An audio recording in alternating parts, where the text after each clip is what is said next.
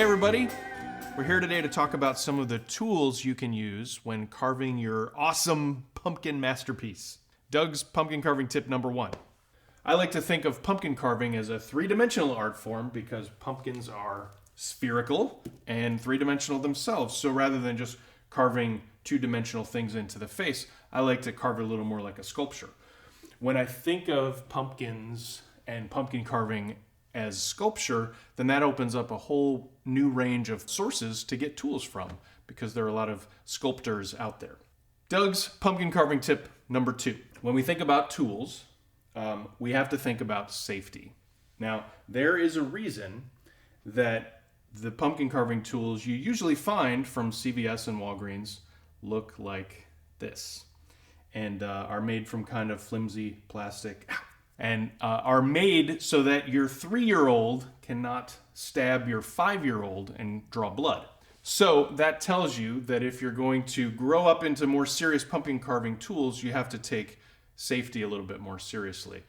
Many of the tools I'm going to show you today are not ones I would put in the hands of a child unless you really trust that child with sharp objects. Pumpkin carving tip number 3. Let's talk about the first stage of the process when you're going to slice open your pumpkin and scoop the guts out, right? That's what you do first. So when we get into scoops, there's some different ways we can approach that. The first tool that I have is just a nice, really nice kitchen spoon. This is an OXO Good Grips kitchen spoon. This is gonna take forever. And so it's got that really cool black big handle for when your hands get all full of pumpkin intestines and are slimy and gross. It won't slip out of your hand. Next, I'm going to show you another tool. It's a little bit more pumpkin carving serious. This is a pumpkin carving gut scooper, I guess you'd call it.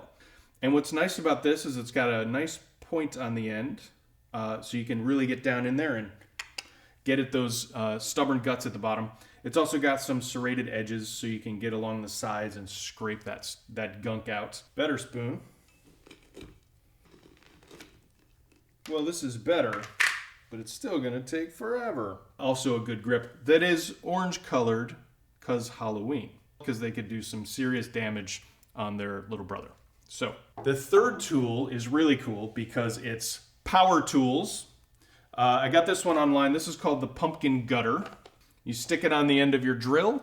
I know. Don't forget your safety glasses, kids.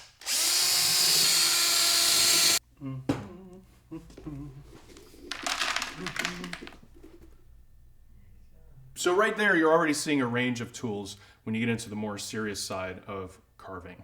Doug's pumpkin carving tip number 4. Let's talk about knives, right? Knives are an important part of the pumpkin carving process. And I'm going to show you a few different kinds that I like to use. The first knife I'll show you is another one of those OXO Good Grips knives, just a kitchen knife. I think it's like a vegetable knife or a paring knife.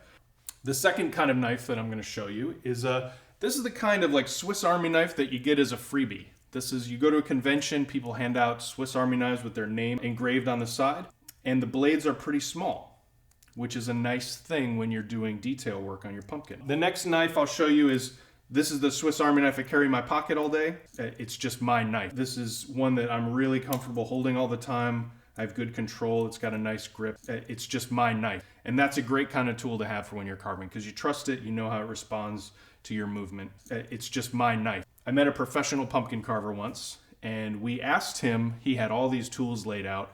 We asked him what was the main tool that he used for 80% of his carving. It's a buck knife. So this is a buck knife. It's a very sharp knife with a nice hefty handle, but the great thing about it is it's got a locking blade and that blade isn't gonna move. It's not gonna go anywhere. So buck knife, that's probably my main tool when I'm carving a pumpkin now. Doug's pumpkin carving tip number 5, specialty stores. Every once in a while, a store will put out a serious pumpkin carving kit. Restoration Hardware put out a pumpkin carving kit once, and looks like this. So you can already see some of what I've already been telling you is that they take some basic tools from other places and put them in the kit because they're basic carving tools. They make sense. There's a nice, good, hefty spoon in here. They also have a melon baller, which you might not think of, but can be a nice way to add some different kinds of details to your pumpkin carving. A good serrated knife when you have to do a lot of work on a pumpkin, you're carving out big sections. I want to show you some of these other tools because they're more related to wood carving. Chisels like this that give you a nice straight edge and a wooden handle where you can get in there and carve straight lines. There's another tool in here that lets you sort of gouge out pieces of the pumpkin rind. So if you're carving tiny lines in the pumpkin and you want to make designs, this is a really nice tool for that. A needle poker when your pumpkin is not behaving and you just need to poke it, or put holes in your pumpkin for some reason. This one is more of a rounded gouge where you can get wider valleys in the surface of your pumpkin.